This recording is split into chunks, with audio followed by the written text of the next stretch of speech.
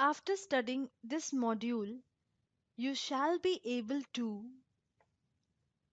know about how fiscal reforms are needed for macroeconomic stabilization,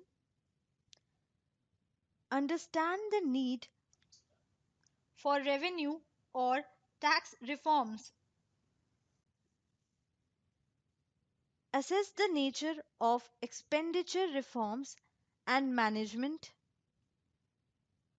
understand the issues related to increasing debt burden and debt reforms,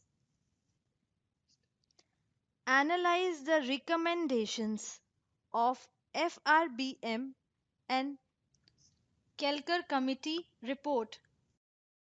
The need for fiscal reforms was being felt for quite some time, but the urgency to take some effective measures for fiscal correction became apparent during the late 1980s due to rapid deterioration in government finances.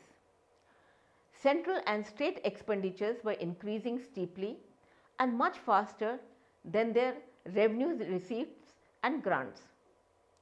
The growing fiscal deficit manifested in a sharp increase in outstanding liabilities, which led to a huge increase in debt servicing.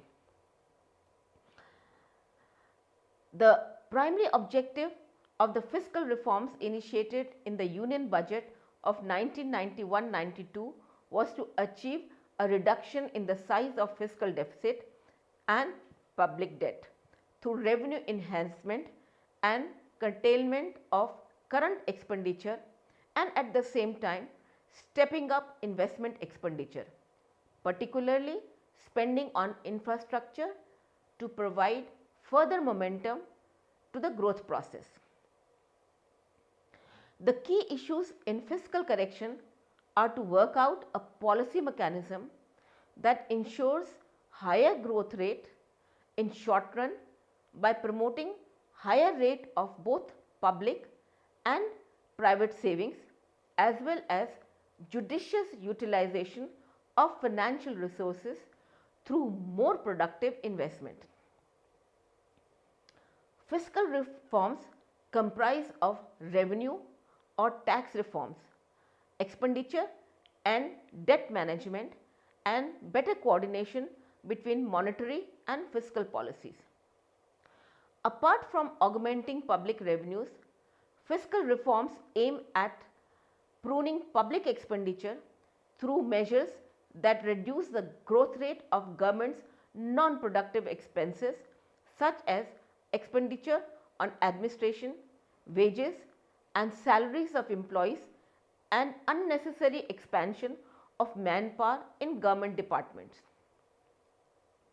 All subsidies need to be reviewed and cost-based user charges for public services, wherever feasible, need to be imposed. The main focus is on downsizing government and reducing role of administrative structure. There are three components of fiscal reforms. 1. Revenue reforms. 2.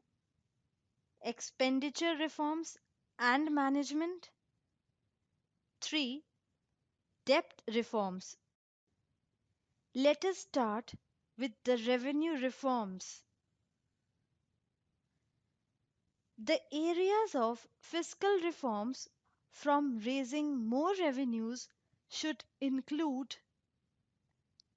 expansion of tax base, imposition user charges on all non-merit goods, imposition of taxes on services, widespread and bold program of disinvestment, expansion of tax base. In India, the possibility of raising higher revenues through increase in tax rate is neither feasible nor desirable. It can only be achieved by increasing the tax base, which means that more and more activities must be brought under the tax net. With economic development, the share of agriculture has gone down considerably, while that of industry and services sector has gone up. Since agriculture has remained largely untaxed, there is no loss of tax revenue on this account, but expansion of industry and services do offer a much greater scope for enhancing tax revenues. As the growth in industrial sector is also comparatively slow and the service sector contributes more than 50% of GDP, so there is potential in bringing more of the service sector under the tax net. User charges. Most of the public sector is made in providing public services like water supply, power, irrigation, transport, etc., which are supplied to people either free of cost or at a price much lower than the economic cost of providing these services. There is also substantial hidden subsidy involved in providing these services. Over the years, as these services have been provided free of cost, people's perception is that the government should solely bear their burden. Also, as their quality is very poor, so also people are not willing to even pay nominal charges for them. This vicious circle needs to be broken. So, user charges must be imposed to ensure reasonable returns on public investment in supplying these services. A major improvement also needs to be made in the quality of these services so that consumers are willing to pay a user charge for them. Sometimes the equity argument is used for justifying the non application of any charges to share the economic cost by the government. It is advocated that the poor cannot afford to pay an appropriate prices for the public services and will not be able to avail their benefit. However, the ground reality is that these services are mainly availed by better off sections of the society who have the ability to pay. The poor in the rural areas do not have land to avail free power for irrigation or get subsidized seeds and fertilizers. Hence, imposition of user charges will not adversely affect the welfare of the poor and will enhance the fiscal health of the government. Taxing services. An important aspect of fiscal rejuvenation is that the government must tax services and tap the service sector for large resource mobilization. In India, agriculture which contributes to a fifth of the GDP, remains outside the scope of tax net. Industry that contributes to over one fourth of GDP is heavily taxed and does not offer any further scope for additional resource mobilization. The service sector, which accounts for half of the GDP, also remains largely untaxed. So, services must be brought under the tax net to meet the increasing financial requirements of the government.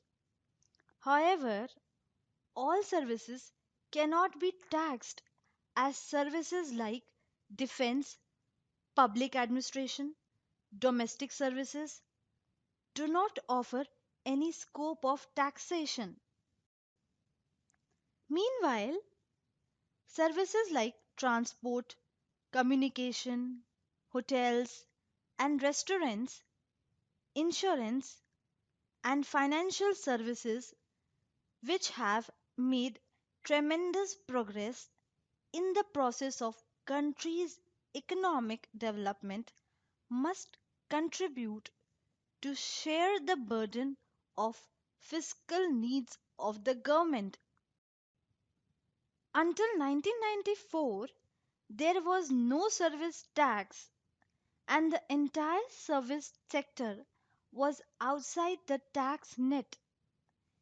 Initially, service tax was levied on telephone services and general insurance. Over the years, more services have been added, and the service tax rates have been raised with the view to make the service sector the major source of revenue in the years to come. Another way to raise the resources is through disinvestment. To scale down and repay public debt, resources can be raised by sale proceeds by adopting the disinvestment program of public enterprises. Under this program, the government share in public enterprises is diluted through sale of their equity in the market to the private sector. Over the years, the public sector performance has dropped substantially, and they have proved to be a drain on the exchequer and burden on the nation. There is a need to recognize that privatizing the public sector would be the best way of making sure that the core of Indian industry grows, remain competitive, and is enabled to compete internationally. It should also be ensured that the returns from privatization must be strictly used to retire public debt to enable a reduction in interest burden. These proceeds must not be used to finance current expenditure, as it would defeat the very logic of privatization. Let us discuss the expenditure reforms and management.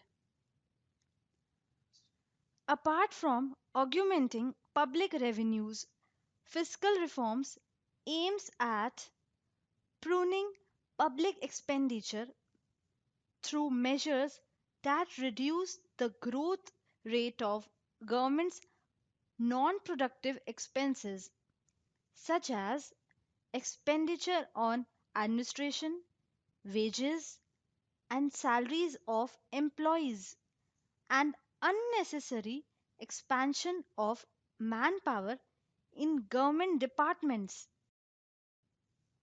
All subsidies need to be reviewed and cost based user charges for public services wherever feasible need to be imposed. The main focus is on downsizing government and reducing role of administrative structure. The government have constituted an expenditure reform commission to look into areas of expenditure correction. These areas include minimization of cost of buffer stock operations, rationalization of fertilizers subsidies, redeployment of surplus staff in various departments of the government, and government maintain autonomous organizations. Public expenditure in India assumed significance in the context of the mixed economy model adopted since independence, whereby the primary responsibility of building the capital and infrastructure base rested with the government. The concerns regarding equity and poverty elevation, particularly since the 1970s, added another important dimension to public expenditure in terms of redistribution of resources. The inadequate returns on the huge capital outlays over the years, as well as the macroeconomic crisis of 1991, stemming from high fiscal imbalances, led to a shift in the focus from mere size to efficiency in public expenditure management so as to facilitate adequate returns and restore macroeconomic stability. The cutbacks in capital outlay undertaken as part of the expenditure management in the first half of the 1990s, however, raised concerns over the inadequate infrastructural investment and repercussions on the long term growth potential. The upward movement in government revenue expenditure was partly responsible for fiscal deterioration, which set in during the latter half of 1990s. With a renewed commitment toward fiscal consolidation since 2003-4, reprioritization of expenditure and emphasis of outcomes rather than outlays are the guiding principles of public expenditure management. Apart from the emphasis on undertaking large scale capital outlay, expenditure policy was also geared towards promotion of equity and social justice through public expenditure on social welfare and poverty alleviation schemes. Rural development received special attention in terms of larger outlays and directed lending by the newly nationalized banks. Several employment schemes were inaugurated, and small scale industry, which was touted to promote employment, was given special privileges. Exchange control and industrial licensing were tightened during this period. Expenditure reforms in the context of liberalization have two aspects: consolidation so as to reduce the quantum of expenditure, restructuring with a view to changing the composition of government expenditure, that is, shift towards growth inducing expenditure on infrastructure and human resource development and reduction in unwarranted Subsidies. A successful expenditure control policy should include the following: subjecting all ongoing schemes to zero based budgeting, assessment of manpower requirements of government departments, review of all subsidies, introducing cost based user charges wherever possible, review of budgetary support to autonomous institutions, greater commercialization of the operations of public sector enterprises. Debt reforms. Governments obtained money by incurring public debt when they raise public loans. Such loans can be raised internally as domestic debts or externally as foreign debts. Internal borrowing of the government are mainly required to meet budgetary deficits. External borrowing assists in meeting deficit in the balance of payments. The public loans may be raised for short, medium, or long terms to meet an economy's requirements of development. Long term borrowing by a government are justified when the benefits of a capital project undertake by it are likely to be reaped over a long period of time, that is, by more than one generation of taxpayers. The financing of such projects should place the repayment burden on the present as well as future generation. If long-term capital projects are financed out of current revenues and or short-term borrowings, the future generations would enjoy free riding. Thus, it is both fair and efficient that projects with long term benefits are financed through long term borrowings. Some disturbing features of the debt profile of states and its management are diversion of borrowed funds for meeting revenue expenditure, use of loans in unproductive enterprises or enterprises which are potentially productive but are beset by poor performance and currently yielding low or even negative returns, non provision for depreciation or amortization funds, debt related relief to the states may be provided in various forms such as write offs, rescheduling of the loans with a view to shifting the timing of repayments, consolidation of past loans on common terms, and reduction of interest rate. Now let us throw some light on Fiscal Responsibility and Budget Management Act 2003.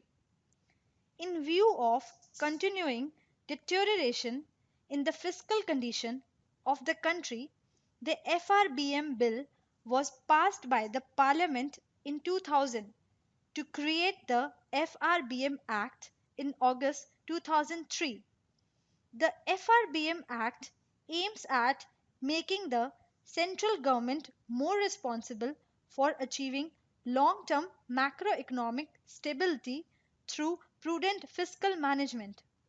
The provisions of the Act seek to place limits on government's borrowings and recurring deficits, remove impediments in effective conduct of monetary policy and ensure prudential debt management.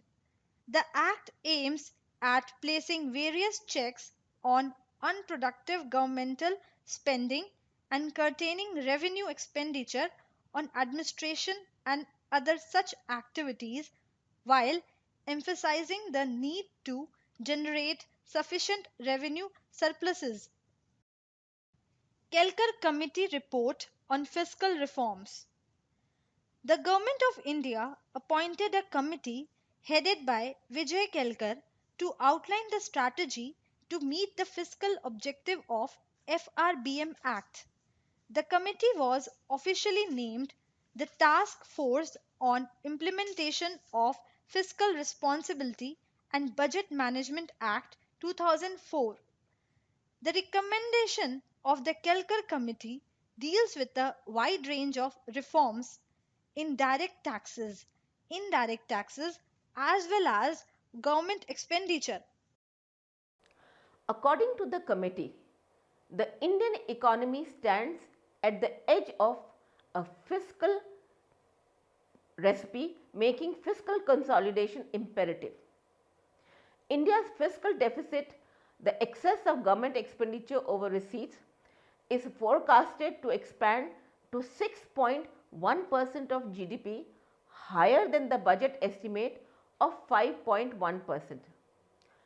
A high fiscal deficit can be problematic for many reasons. Inflation could increase, monetary policy expansion may be constrained, external sector imbalances could widen, and investment, growth, and employment could all weaken. In addition, high fiscal deficits might reduce investors' confidence in India. The report highlights India's fiscal consolidation from 2002-3 to 2007-8 and suggests that fiscal discipline positively affected other economic variables like inflation and investment. The committee points to India's current investment decline, weak index of industrial production, and widening current account deficits as sign of deepening fiscal crisis. In case of direct taxes, the committee recommended some concessions in personal income tax. No tax to be levied on income up to rupees 1 lakh per annum. A tax rate of 20% on income between 1 lakh to 4 lakhs and a 30% tax on income above 4 lakh. There should be withdrawal of numerous exemptions such as those given on PPF, post office savings schemes, etc., and standard deduction available to salaried employees. It was felt that the structure of exemptions should be removed in light of reduction in tax rates over the last 2 decades. The gap between the peak rate for personal income tax and corporate tax needs to be removed. In case of corporate tax, it was suggested to reduce it from present level of 35.875% to 30%. The major highlight of the Kelkar Committee report was the manner in which it aimed at overhauling the manner in which goods and services were taxed both at the central and state levels, taking in consideration the various distortion in the existing indirect tax structure and the flaws in administration. The Kelkar Committee proposed a single nationwide tax called Goods and Service Tax to replace the Central Excise, Central Value Added Tax, CENVAT, Central Service Tax, Central Sales Tax, and state taxes like State Sales Tax, Electricity Tax, Entry Taxes, Stamp Duties, Octroi, etc. The committee proposed a standard central rate of 12% to replace the CENVAT of 16% and a standard state rate of 8% to make GST a 20% value added tax. The proposed rate is comparable to the standard VAT rates in the developed countries. In case of custom duties, the committee proposed a substantial reduction in tariff rates. Recognizing the need for industry to be competitive and have ASEAN level of tariffs, it was recommended that a 3-tier custom duty structure of 5, 8 and 10% be adopted. While there would be loss of revenue, but this change was considered necessary to keep afloat in the era of competitive globalization. Kelkar committee also proposed an expansion of the tax base with fewer and lower taxes. There should be simplification of tax procedures and reduction in the cost of compliance. It was believed that a high GDP growth rate along with a system that ensures better tax compliance through incentives facilitates and reduces cost of compliance will raise tax revenue. This would ensure that an important objective of FRBM Act, that is the centre's revenue deficit, is eliminated by 2008-9 and the total borrowings are contained within 3% of GDP. The Kelkar committee also made suggestions for strengthening the tax administration, identifying tax evaders and evolving a taxpayer friendly system. Let us now recapitulate what we have learned in this module. Fiscal policy assumes a central place in the overall macroeconomic framework. Fiscal reforms have initiated a right kind of approach to maintain fiscal discipline in the Indian economy. Fiscal reforms have brought a new vision and mission for the government, both central and state, towards competitiveness and efficient mode for managing the economy. In India, fiscal policy has played a pivotal role since independence, contributing significantly to the socio-economic development process of the country. Over the years, various instruments of fiscal policy, that is taxation, public expenditure and public borrowings, have been employed with varying degree of importance to achieve higher economic growth and stability, efficient resource allocation and equitable distribution of income. In India, fiscal policy does not operate in isolation as it has close macroeconomic linkages with real monetary and external sectors. Thus, the macroeconomic impact of fiscal policy is critical for achieving the broader economic goals. Adherence to fiscal legislation both at centre and state level is critical for macroeconomic, financial, external sector and budgetary sustainability. Fiscal empowerment, that is expanding the scope and size of revenue flows into the budget through tax reforms, appropriate user charges and restructuring of public sector undertakings, assumes critical importance. As the Indian economy becomes more open and integrated with the rest of the world, fiscal policy would have to face greater challenges. The approach to fiscal federalism, both in terms of addressing the vertical and horizontal imbalances, would have to focus on institutional reforms which align needs with revenue capacities. The changing demographic profile would make designing an appropriate fiscal policy more complex.